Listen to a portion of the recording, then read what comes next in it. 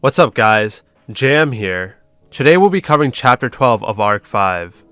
Before we get into things, please don't forget to subscribe and hit the bell so you don't miss out on future chapter summaries and more ReZero content. Chapter 11 ended with Wilhelm and Reinhardt talking to each other for the first time in a while. Chapter 12 opens with Emilia reflecting on the revelation that Wilhelm and Reinhardt are related. Subaru tries reassuring Emilia. It's natural that we didn't know. We had no reason to. If families were based on similarities, then they'd be too big, Emilia. Subaru and Emilia were whispering to one another to ease each other's nerves. Beatrice had noticed and tried to help as well. Betty is already alert and won't let anyone try anything. In fact, Subaru can stop staring at everyone so warily, I suppose. Subaru sighs and tells Beatrice that he isn't, and he knows how it feels to be stared at with cold eyes. He follows up by mentioning that Beatrice can relax as Garfield is here if anything were to happen. Subaru looks around the tea room and notices that Tivi and Hetero are giving Garfield dirty looks as he is sitting next to Mimi. Reinhardt breaks the silence by thanking Anastasia for her hospitality and that Felt should be arriving soon. Anastasia smiles and tells him it's no big deal. Reinhardt turns to his old friend Julius and they begin catching up. Once they are finished catching up, the lady in a navy blue dress sitting next to Anastasia speaks up. It feels like it's been a long time since everyone has gathered like this. In the past year, Krusz still hadn't regained her memories and was no longer the savvy, brave politician she used to be. Emilia agrees with Krusz and mentions that she seems to be doing well. Krusz tells Emilia that is correct and she had heard of her faction's achievements in the past year. Krusz's Knight Ferris agrees with her and notes that it's very impressive. Subaru nods and jumps in on their conversation. Well, becoming someone who people rely on has always been one of the biggest goals in my life. As for my contract with Bayako, well, it probably annoys you, but my life was in danger at the time, so I had no choice but to make it. Ferris shakes his head and tells Subaru that he had warned him in the past, and that without Beatrice, his gate would open with a bang, so he needs to be very careful. Subaru nods in agreement, then mentions that he didn't expect Krusz's faction to be invited as well. Wilhelm, who had been quietly sipping his tea, speaks up. Since no specific date and time was established for the meeting, that we arrived together was the result of estimates. It's rare for us to have a chance to gather together, so this is our good fortune. It was worth mentioning that Wilhelm was sitting next to Reinhardt and they both clearly looked like they were on edge. Subaru notices this and whispers to Emilia. They haven't even met their eyes yet. Emilia quietly agrees with Subaru. Subaru begins wondering why Wilhelm wasn't working with the Astrea House and why Reinhardt hadn't participated in the battle against the White Whale. As curious as Subaru was, he knew it would be very rude of him to ask those questions. But he would be more than happy to listen if the topic were to be brought up. While Subaru was lost in thought, Emilia asked Anastasia a question. By the way, Anastasia, why did you gather everyone here? I think you had some purpose, right? Anastasia smiles and is happy to answer Emilia's question. Of course, I have something that I'd like to discuss with each of you, but to answer Emilia's question, I had to think pretty hard to come up with something that would entice each of you here. Emilia tilts her head in confusion. We came for the magic stones, but what about the others? Anastasia nods and continues. Everyone has their own wants and needs. Using just those to gather everyone would have been fairly easy, but there are those odd groups whose wants are mysterious. Emilia isn't sure what Anastasia means and asks if Priscilla and Al were not invited. Anastasia sighs and explains herself. Those two are completely set on their own path and I wouldn't even know where to start finding out what they want. To be honest, even Felt treats land and money like they're completely irrelevant. Reinhardt nods in agreement and mentions that Felt had decided to come on a whim. Emilia, joining the conversation, mentions that she would like to know everyone's reason for coming to Pristella. Krusz volunteers to go first. As to why we came to Pristella, it was because Anastasia seems to have some information regarding gluttony. Subaru is speechless. He had been searching for the Sin Archbishop of Gluttony for over a year now to save Rem. Subaru stares at Anastasia, looking for an explanation. Anastasia begins to explain herself to Subaru. I wasn't keeping anything from Natsuki, but there's a matter of priorities. Under these circumstances, solving Krusz's problems should take precedence. Isn't that right? Subaru sighs and understands where she is coming from. Julius smiles and mentions that Subaru has grown up.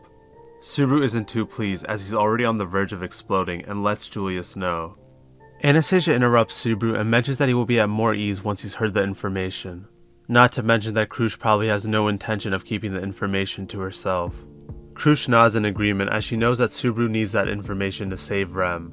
Subaru is relieved and begins thanking Krusz for her kindness. Krusz follows up by mentioning that she still won't give up the priority of knowing the information first, which leads to Subaru and her laughing. Ferris isn't too pleased by this and asks Subaru if 2 girls isn't enough for him. Krush scolds Ferris for making that remark. Subaru adds that even though Krush is very beautiful and cute, his loyal heart will not be swayed.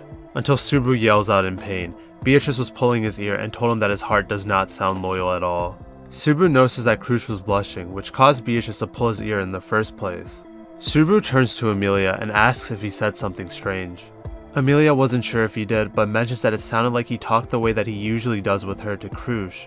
Subaru asks Emilia if he can hold her hand so he can think better. Emilia smiles and says, yes, try your hardest. Shortly after, Felt barged in, mentioning that everyone is here and she thought that she was supposed to meet Anastasia alone. Reinhardt doesn't seem pleased and asks Felt a question. I was sure I left a change of clothes on the dragon carriage. What happened? Felt had shown up in her casual clothes and not the dress that Reinhardt had picked out for her. Felt dismisses Reinhardt, mentioning that she had wanted to sightsee in something comfortable and that he should know that about her now. Reinhardt sighs and gives up on trying to convince her. Felt thanks Anastasia for her hospitality and sits down between Wilhelm and Reinhardt. Felt, happy to see Subaru and Emilia again, begins catching up with the two. Felt mentions that she's heard about all the rumors regarding them. She asks Subaru if it's true if he cut down the white whale in half, broke a Sin Archbishop's skull in half, and roasted the great rabbit. Subaru cuts her off, mentioning that he was involved in all of them, but they were all blown out of proportion. Wilhelm and Julius begin chuckling, which confuses Felt. Wilhelm mentions that if Subaru was not there in the battle against the white whale, they probably wouldn't have survived. Julius adds that the same is true with the battle against Sloth and the witch cult. Subaru is speechless and tells him to stop praising him, otherwise his ego will get too big. Julius laughs and tells Subaru that he deserves to be praised for his efforts. Wilhelm nods in agreement. Emilia joins in, mentioning that Subaru works so hard and that she's proud to have him as her knight. Beatrice, a tsundere as always, adds that it's only natural that her partner would be so amazing. Everyone else in the tea room starts praising Subaru as well, which causes the embarrassed Subaru to leave for his hotel room. Subaru reflects on how the atmosphere in the tea room was very casual and not how he would have imagined it to be. Subaru notes that Emilia was enjoying talking to girls around her age. Beatrice, who had followed him back, warns Subaru to not tell anyone Emilia's actual age unless he wants to start a war. Subaru turns to Beatrice and they begin bantering with one another. They're interrupted by the arrival of Garfield. Subaru teases Garfield by asking him if his adventure with Mimi is over. Garfield ignores Subaru's remark and mentions that Otto hasn't come back yet. Subaru agrees that is odd, but Otto isn't a kid and they shouldn't worry about him. Subaru then changes the topic, asking Garfield if there was any word on when dinner will be. Garfield informs him that he isn't sure, but it will probably be later. Garfield asks Subaru if he's able to tag along with him if he doesn't have anything going on at the moment. Subaru is confused and wonders what Garfield needs him for. Garfield tries to play it off as no big deal, then casually mentions that he wants to know how strong the world's strongest hero actually is. And that sums up Chapter 12 of Arc 5. Overall, it was a pretty lighthearted chapter. Unfortunately, we didn't get any more information on Reinhardt and Wilhelm's relationship, but I'm sure we'll find out soon. What we did get, however, is more insight into how the other factions view Subaru.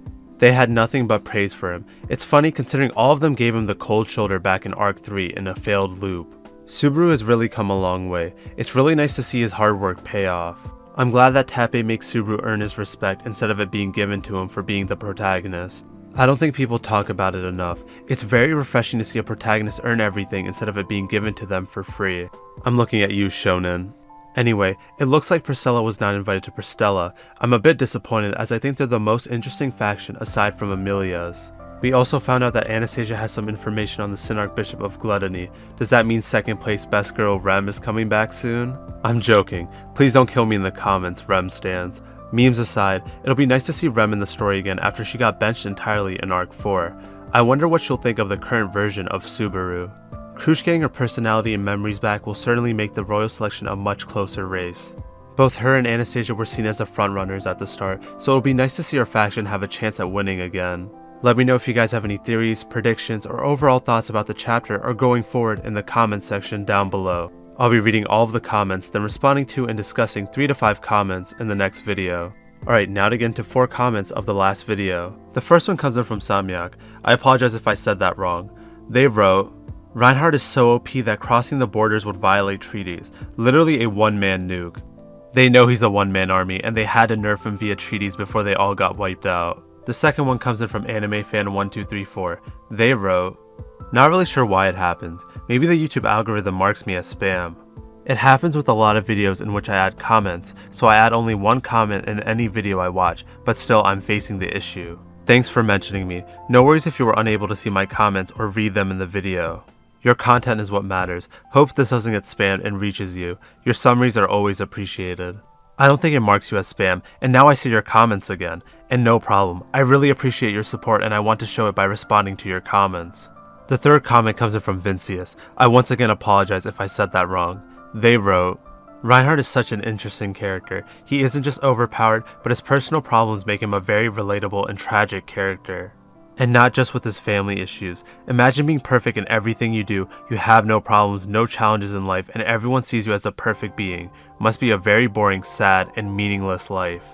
This is why I love Reinhardt and Saitama. If you have overpowered characters with no relatability, they are boring to read about.